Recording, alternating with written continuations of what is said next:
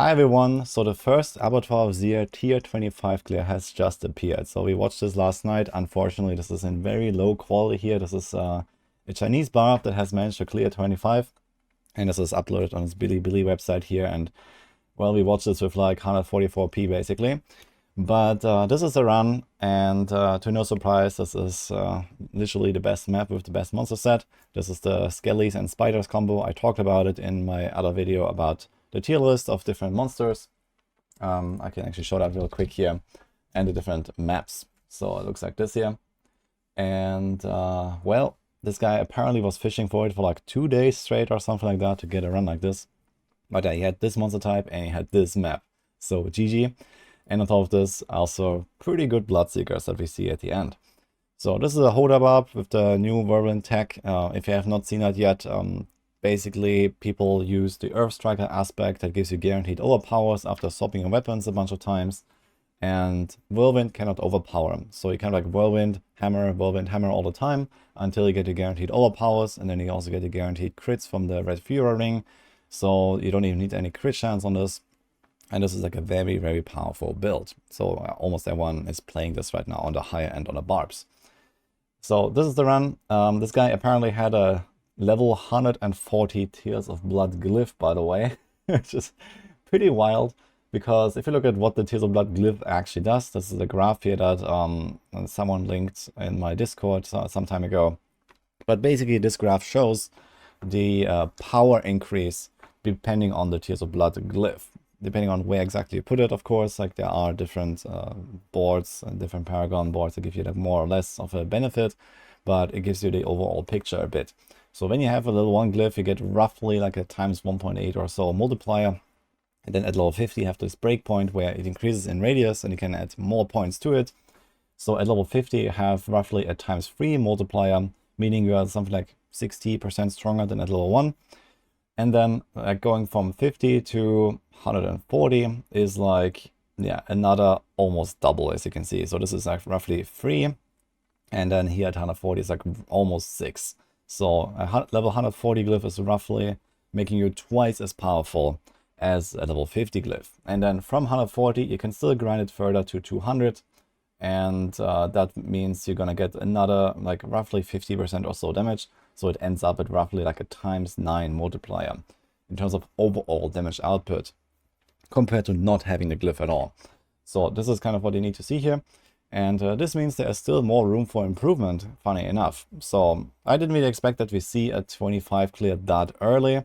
I thought there was at least a bit of a chance that we'll see no 25 clear at all, actually. But it turns out this guy is just absolutely annihilating this run here.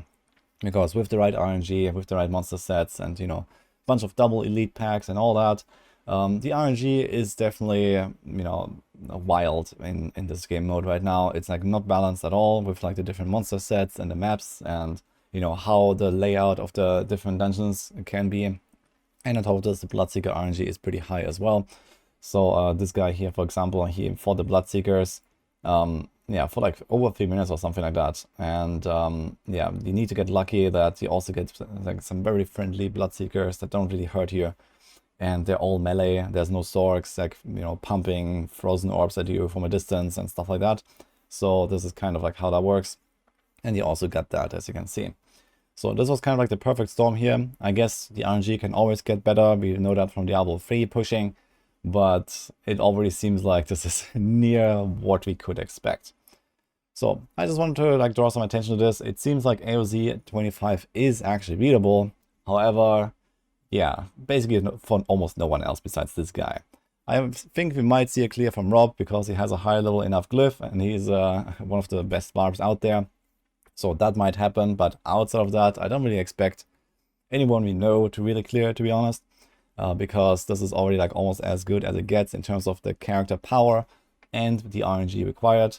And on top of this, this guy is running elements aspect. So right now there is like a snapshot going on where you can have like basically an extra two-handed aspect basically for free by doing some item swaps at the start of the run.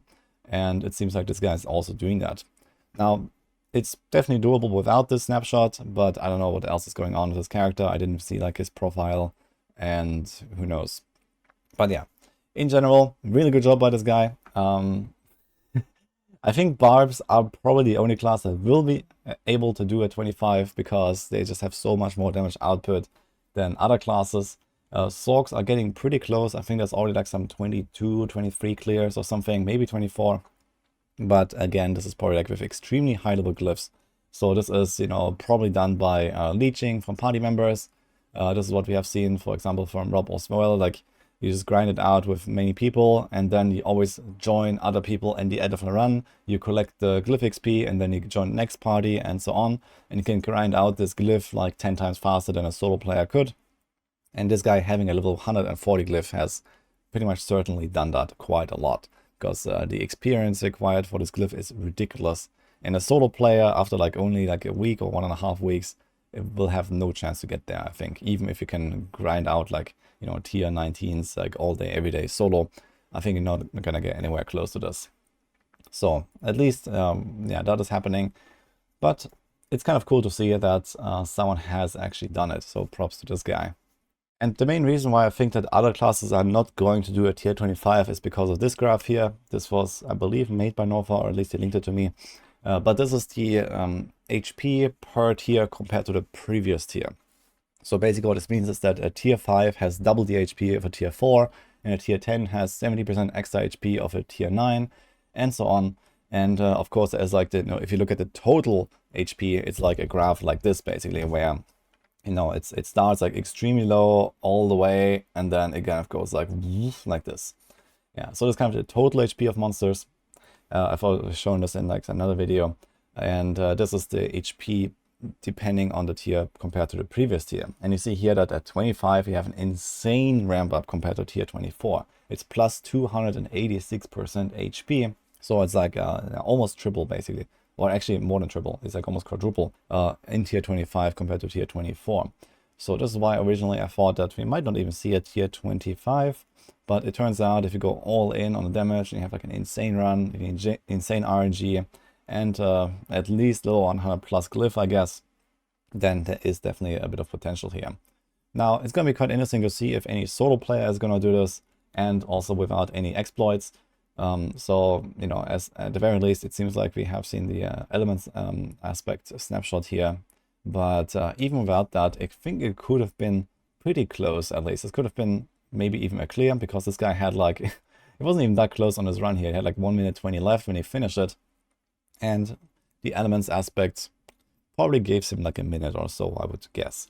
So you can probably get away without it and still clear at 25, at least on a Barbarian. But for the other classes, there's not really any hope.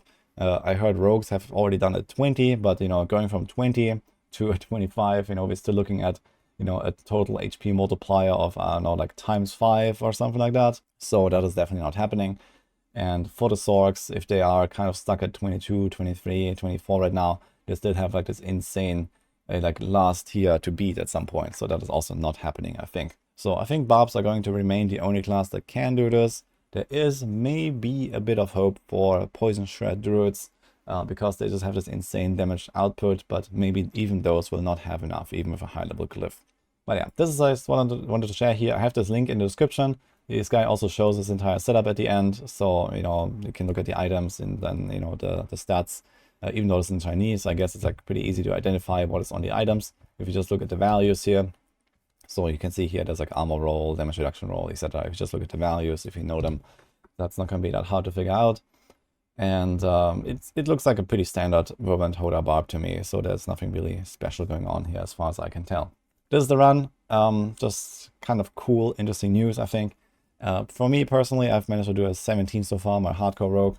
So I'm still planning to push this a bit further, but personally, I'm not interested in grinding that glyph at all. So I'm probably gonna like start working on other characters in AoZ and just like always go in with a low level glyph. I just don't really like this like D3 Paragon grind system basically that they introduced here. And we'll see what I will do. Maybe I'm gonna try it at least at 20 or something on the rogue. That's what I wanted to share here for now. Hope you enjoyed this video, and I'll see you guys in the next one.